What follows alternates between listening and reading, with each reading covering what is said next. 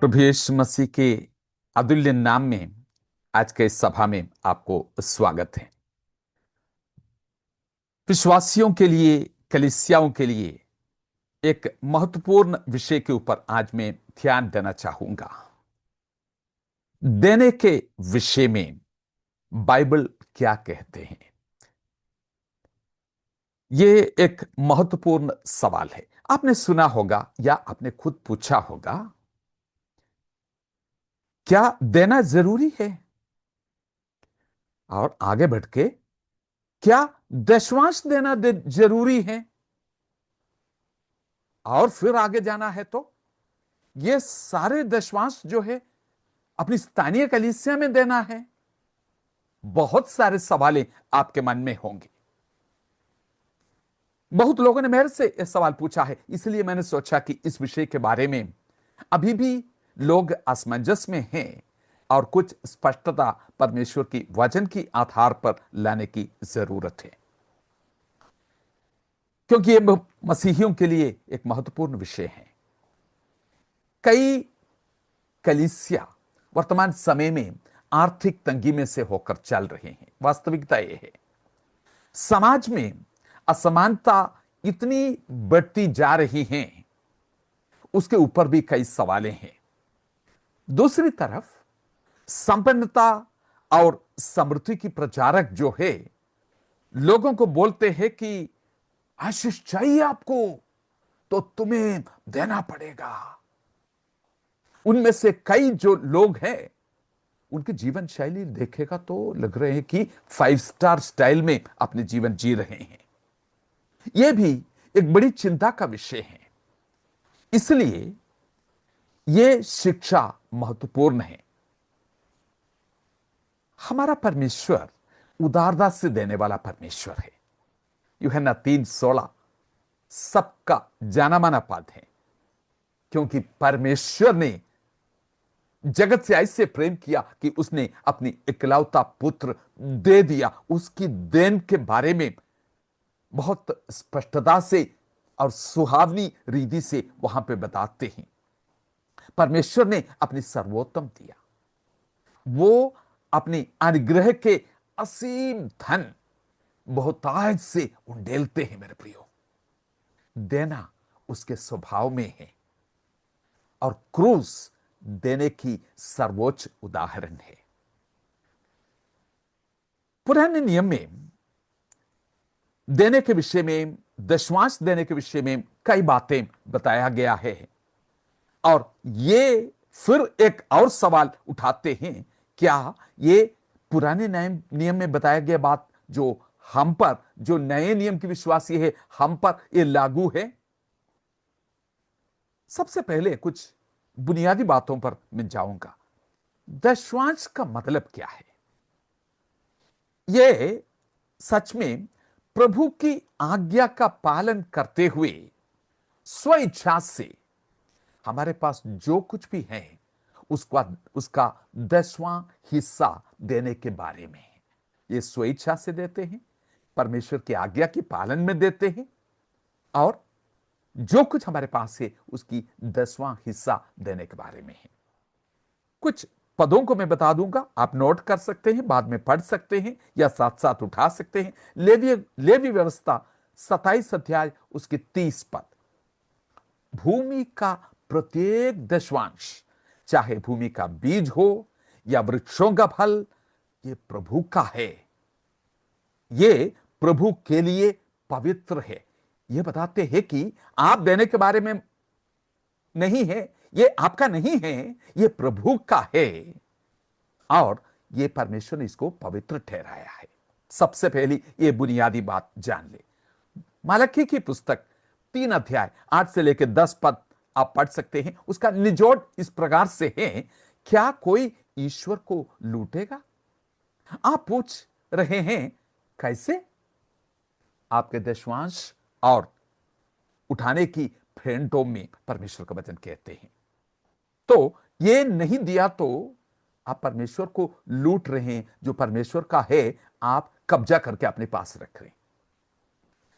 Israel के लोगों को जब हम देखते हैं पुराने नियम में, बहुत किस्म की टाइटिंग, दशवांश देने की जो प्रक्रिया है, उन्होंने पालन किया।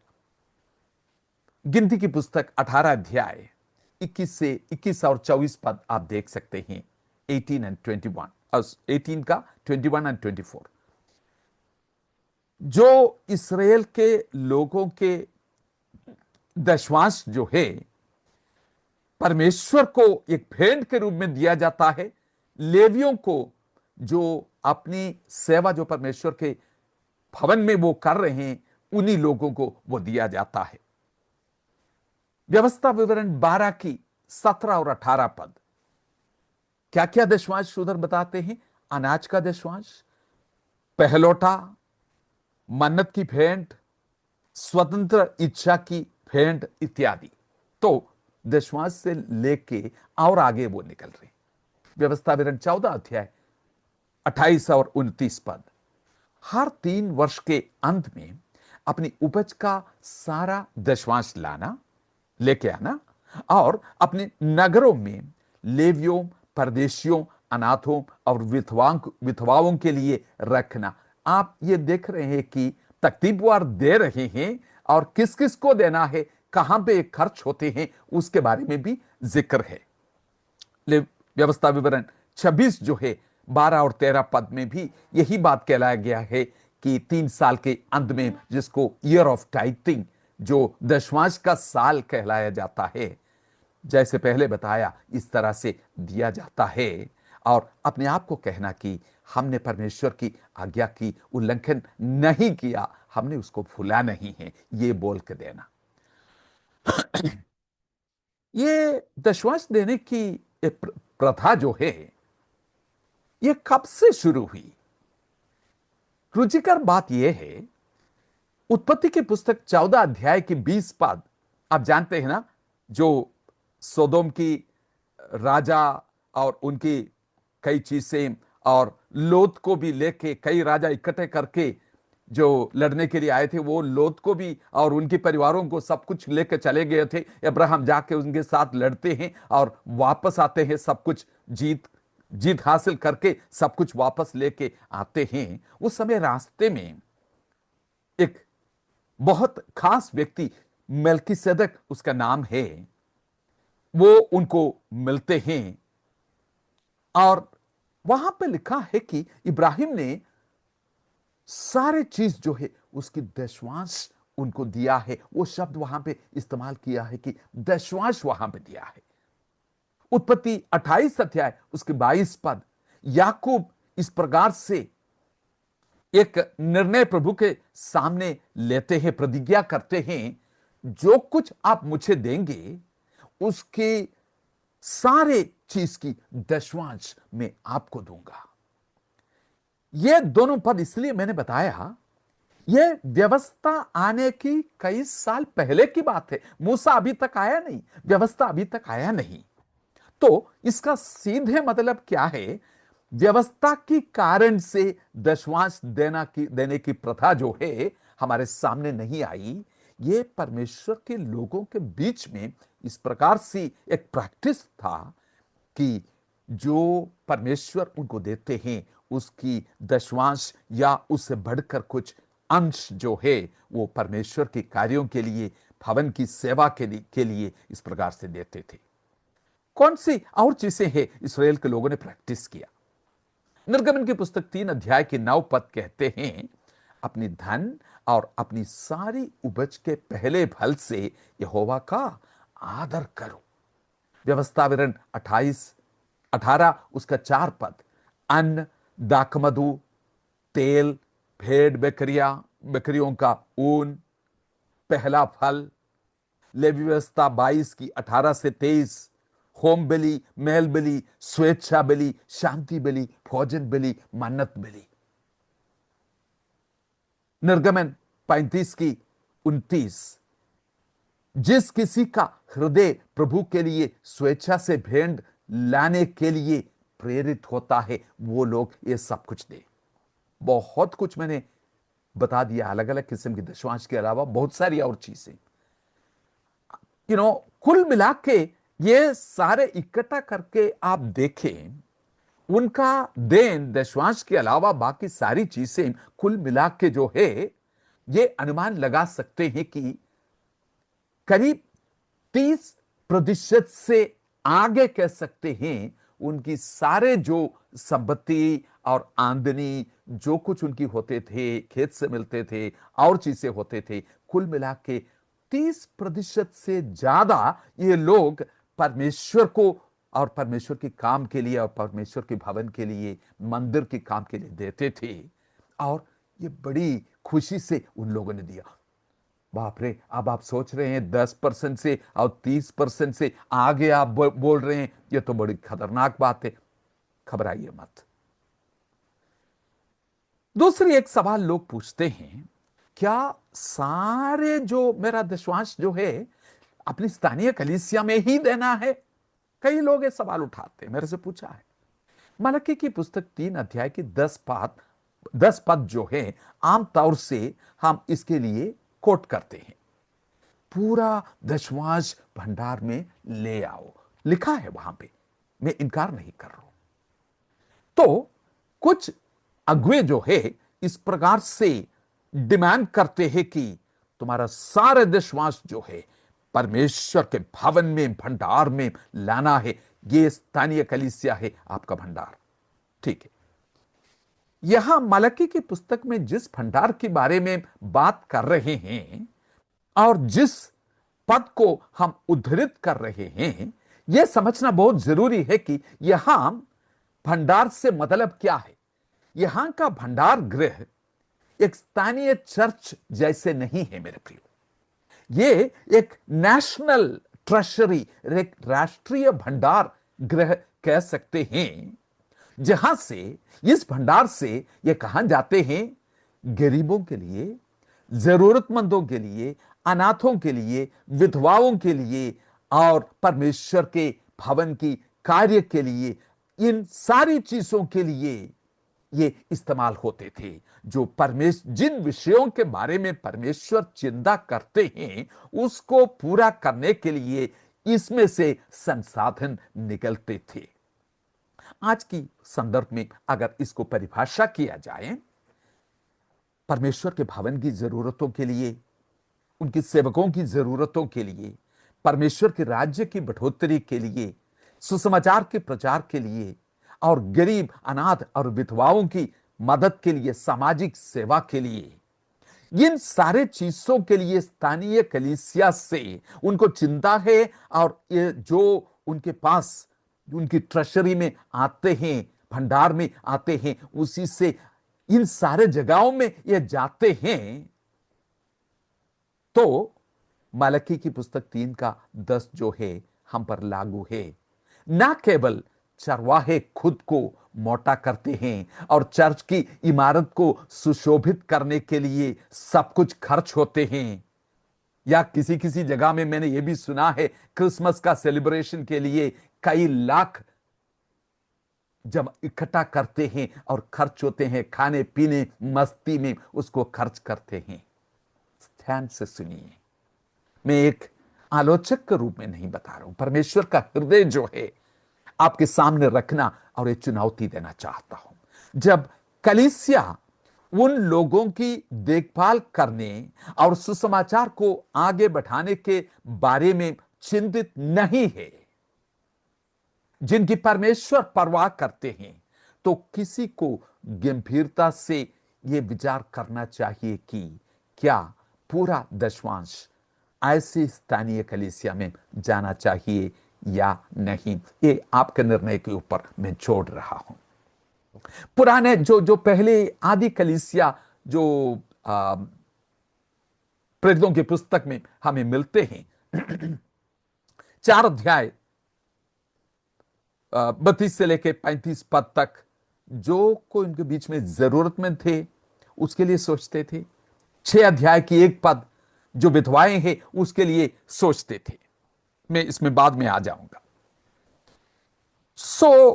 अनुग्रह के जमाने में जो हम रहते हैं, ग्रेस पीरियड कहते हैं ना, तो अनुग्रह के जमाने में जीने वाले लोगों के ऊपर दशवांश कैसे लागू होगा, ये सवाल उठते हैं। क्या नए नियम की विश्वासी अनुग्रह की सीमा में उसकी दायरे में रहते हैं?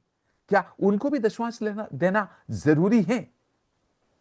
नई वाचा एक उच्चतर स्तर की वाचा है, पुराने नियम से कम नहीं है। दूसरा कुरिन्थियों 3 अध्याय की 6 पद, प्रेरित लोग कहते हैं हम लोग जो है नए वाचा की सेवक है, लिखित व्यवस्था के नहीं, नई वाचा के हम सेवक है, आत्मा की द्वारा दिया गया उस नई वाचा जो है उसकी हम सेवक है। क्या इसलिए हम आजाद हो गए हैं दशमांश देने और उसके साथ जो जुड़े हुए कई देन के बारे में पुराने नियम कहते हैं?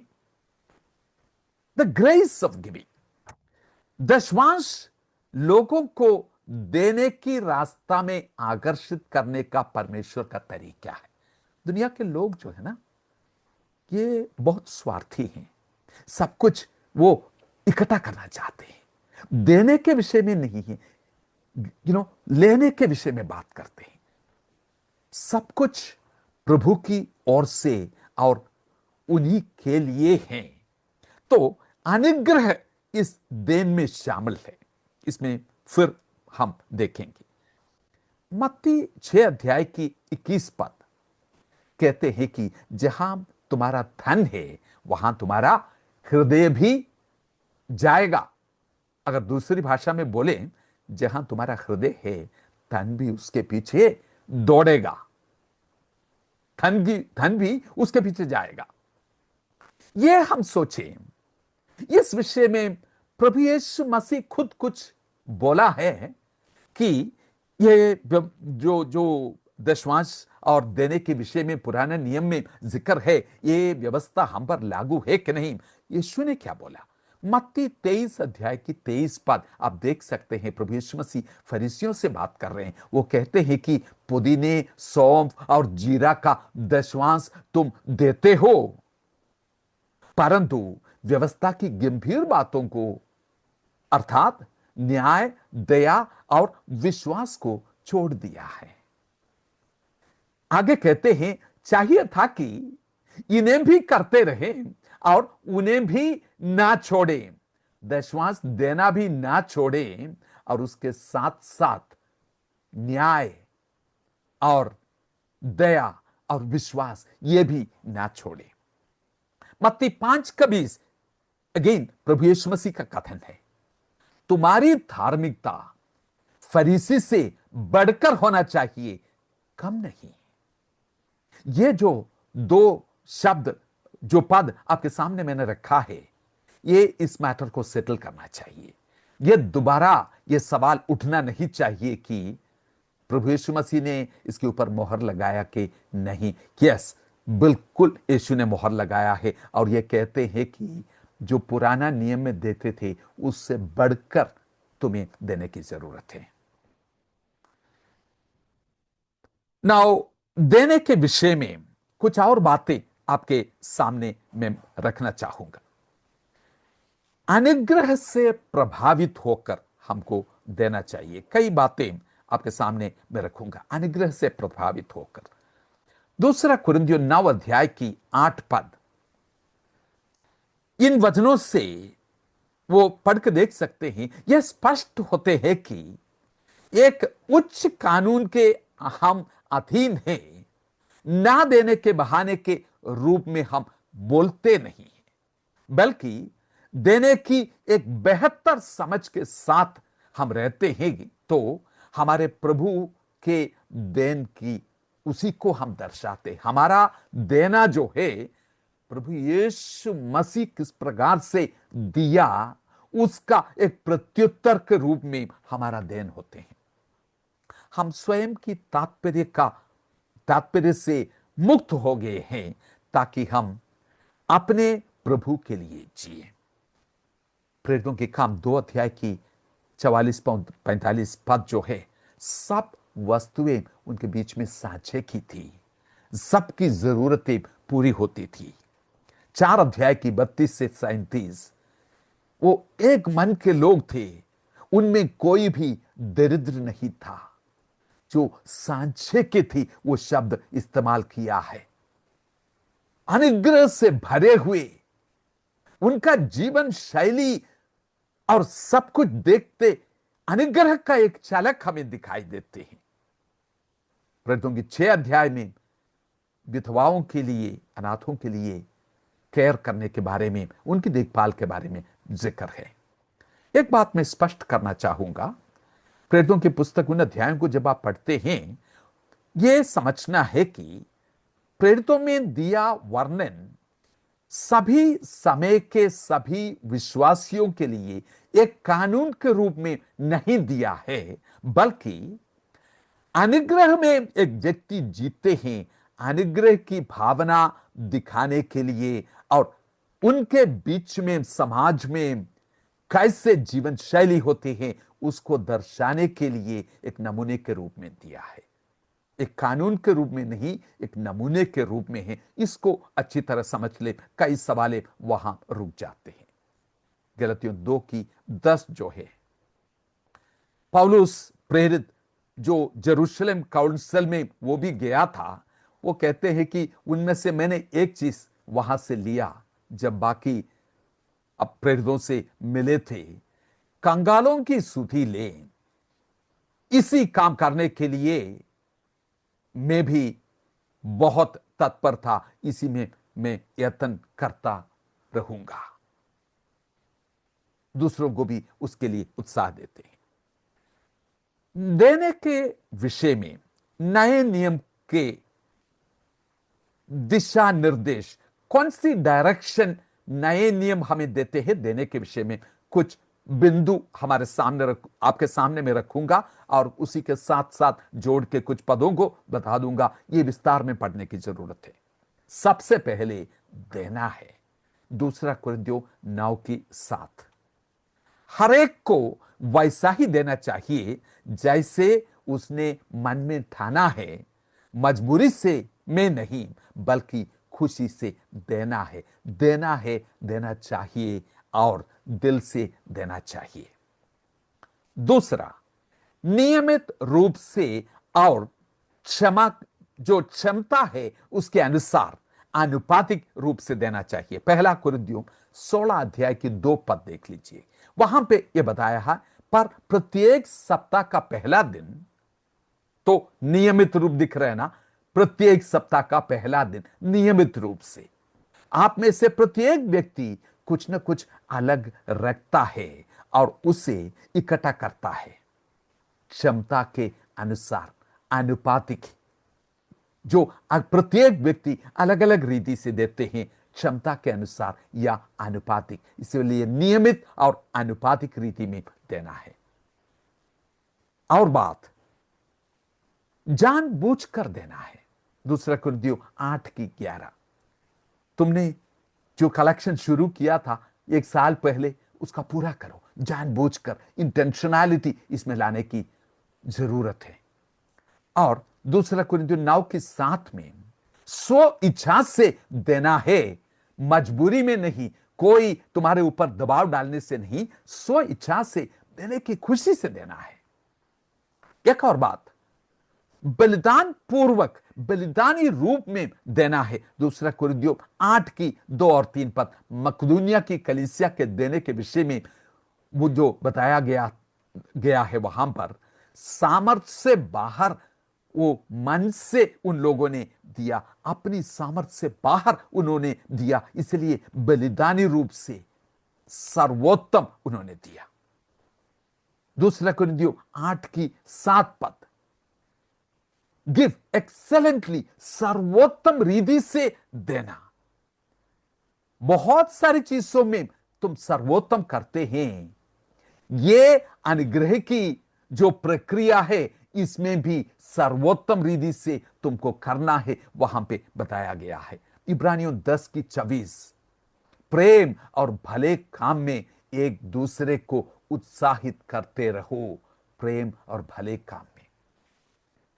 2 कुरिन्थियों 9:7, परमेश्वर हर्ष से देने वालों से प्रेम रखते हैं, बहुत लोग इस पद को इस्तेमाल करते हैं। इसकी विस्तार अगली सभा में मैं दे दूंगा। कई संपन्नता प्रचारक जो है इसको बहुत बढ़िया से इस्तेमाल करते हैं।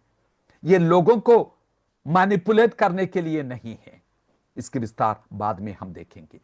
दूसरा इतिहास 24 अध्याय की 10 पद। सब लोग और सब हाकिम आनंदित हुए और अपना कर जो है लेके आया, टैक्स लेवी जो देते हैं वो लेके आया और यहोवा के भवन के बाहर संदूक में रख दिया। आनंद वही उधर भी दिखाई देते हैं। प्रेरितों 20 की 35 में पौलुस एक ऐसे पद कोट किया है कि प्रभु यीशु मसीह का खुद का कथन है, वो बताते हैं, लेकिन हम उसको गॉस्पेल्स में हमको नहीं मिलते हैं। वो क्या है? लेने से देना अधिक धन्य है। एक और बात देने के विषय में, एक आराधना के रूप में तुम्हारा देन हो। प्रेरितों की 10 अध्याय 1 से लेकर 4 पद तक कॉर्नेलियुस के बारे में दिया बताया है कि उनकी उदारता, उसके बारे में, उनके देन की उदारता के बारे में बताते हैं कि तुम्हारी प्रार्थनाएं और तुम्हारा दान यहोवा के सामने स्मरण के रूप में चढ़ा है, कुछ चढ़ाया है तुमने, एक आराधना के रूप में तुमने उसको चढ़ाया है। और एक दूसरा कुरिन्थियों 8 की 9, ये अनुग्रह के द्वारा उदारता से देने के विषय में वो कहते हैं, जो हमारे प्रभु यीशु मसीह के अनुग्रह को हम इसलिए जानते हैं, जो सबसे धनी था वो सबसे कंगाल बन गया। इन पदों में हम फिर से देखेंगे। परमेश्वर के दास कार्ल बार्थ नामक एक विद्वान इस प्रकार से बताया, मुझे अच्छा लगा। अनुग्रह और कृतज्ञता, मैं उसको कोट कर रहा हूं, अनुग्रह और कृतज्ञता स्वर्ग और पृथ्वी की तरफ एक साथ है। अनुग्रह और कृतज्ञता, एक हार्ट ऑफ ग्रैटिट्यूड और ग्रेस। अनुग्रह आवाज की प्रतिध्वनि की तरह कृतज्ञता लाता है। कृतज्ञता अनुग्रह के बाद आती है, जैसे बिजली के बाद बादल गरजने की आवाज होती है। अनुग्रह और कृतज्ञता दोनों मिलकर, इसलिए उदारता से देना है। एक और बात, गिव क्वाइटली, टिंडोरा पीट के नहीं, गुप्त में देना, सारे दुनिया को बताते हुए नहीं। कुछ लोग ऐसे हैं, कुछ देते हैं तो 10 लोग इसको नहीं जाना है तो किसी न किसी तरीके से वो बताने के लिए एक पृष्ठभूमि बनाएंगे और बताएंगे कि बस मैंने सोचा मुझे तो ये करना चाहिए। हम अपनी तरीके से देना शुरू करें। मुझे ये याद आ रहे हैं, हग्गई की पुस्तक 1 अध्याय की 1 से लेकर 6 पद आप देख सकते हैं। वहां लिखा है कि बहुत तुमने बोया, कम उपजाते हैं, खाते पीते हैं, कभी पेट नहीं भरते, कपड़े पहनते हैं लेकिन गर्मी नहीं है, मजदूरी कमाते हैं और छेद वाले थैले में डालते हैं। अगर हम इस ऐसे इकट्ठा करने वाले दिल है तो हम देने के विषय में उदारता में नहीं आ सकते हैं। सबसे कंगाल जो है उनको भी देना सिखाए, यह शुरुआत से सिखाए। परमेश्वर के वचन की आधार पर देना एक आराधना है मेरे प्रियो। इसलिए हमारी कई आराधना सभाओं में भेंट लिया जाता है। यह हमारी एक जीवन शैली है। परमेश्वर के दास डॉक्टर जॉन स्टॉट जो है, मैं कोट कर रहा हूं, वो कहते हैं कि यह मेरे लिए आश्चर्यजनक है कि इतनी सारे सिद्धांत और नैतिकता इसमें शामिल हो सकते हैं, किसमें? जो पहली नजर से लगता है कि एक व्यक्ति के खाते से दूसरे व्यक्ति के खाते में या एक समूह में कुछ मनी ट्रांसफर हो रहे हैं, धन दूसरे के खाते में जा रहे हैं, लेकिन इसमें आश्चर्यजनक है कि इतनी सारे सिद्धांत और नैतिकता इसमें शामिल है। एक छोटी सी बात नहीं है, पैसा ट्रांसफर की बात नहीं है। सारे देन के पीछे एक मूलभूत बात है, हम देने के पहले अपने आप को परमेश्वर के लिए दें। दूसरे कुरिन्थियों 8 अध्याय की 5 पद में ऐसे लोग प्रसन्न मन से देना पसंद करेंगे। वे सिर्फ अपना पैसा नहीं देते, बल्कि प्रभु की महिमा के लिए अपने जीवन को अलग करते हैं, जीते हैं और अपने आप को परमेश्वर के कार्य के लिए देते हैं। उनके जीवन शैली, ऐसे जीवन शैली अपनाते हैं। सबसे असाधारण दाता ईश्वर को देखते हुए, उनकी अवर्णनीय उपहार के लिए ईश्वर को धन्यवाद करें। दूसरा कुरिन्थियों 9 की 15 में लिखा है, उसने कितना दिया। रोमियो 8 की 32 भी वही बात कहते हैं, सब कुछ उन्होंने दिया। ही गिवथ एंड गिवथ। आइए हम देने में अपने परमेश्वर का अनुकरण करें प्रियो, तब हम उनकी संतान कहलाएंगे। इसकी दूसरी हिस्सा पार्ट जो है, उसके लिए इंतजार कीजिए। देने की उदारता और कई वचनों को इस देने के विषय में है, उसकी सही समझ होना बहुत जरूरी है, क्योंकि कई लोग इसको कोट करते हैं और विश्वासी लोग जो है कई बार असमंजस में पड़ जाते हैं। इस कारण से अगली सभा के लिए इंतजार कीजिए, मैं उसको स्पष्ट करने की कोशिश करूंगा परमेश्वर के वचन की आधार पर।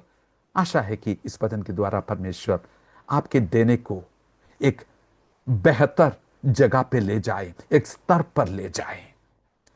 सारे देन जो है, उसकी देन हमारे प्रभु यीशु मसीह की देन के संदर्भ में हम देखने पाए। प्रेमी पिताजी, धन्यवाद करते हैं, ये विषय आपने हमारे सामने लेके आया है। परमेश्वर के दास दासियों के लिए, विश्वासियों के लिए, जो भी इस वचन को सुनेंगे, स्थानीय कलीसियाओं के लिए मैं प्रार्थना करता हूं, इस विषय में आप सफाई दे परमेश्वर। हिंदुस्तान की कलीसिया उस जगह पर पहुंच सके, अपनी हाथ फैला के लेने वाला नहीं, उदारता से देने वाला ये बन सके, और हमारी सारी देन जो है परमेश्वर हमारा प्रभु यीशु मसीह की देन के संदर्भ में हम देखने पाए। आप हमें उत्साह दें, बिब्लिकल गाइडलाइंस जो है उसके अनुसार देना आप हमें सिखाएं परमेश्वर।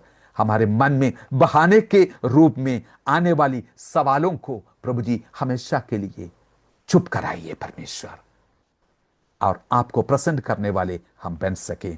आदर और महिमा हम जीवते परमेश्वर को देते हैं, और ये सब कुछ मांगते हमारे उद्धारकर्ता जीवित परमेश्वर प्रभु यीशु मसीह के नाम से सुनोदया से ग्रहण कीजिए। आमीन। God bless you. God bless you.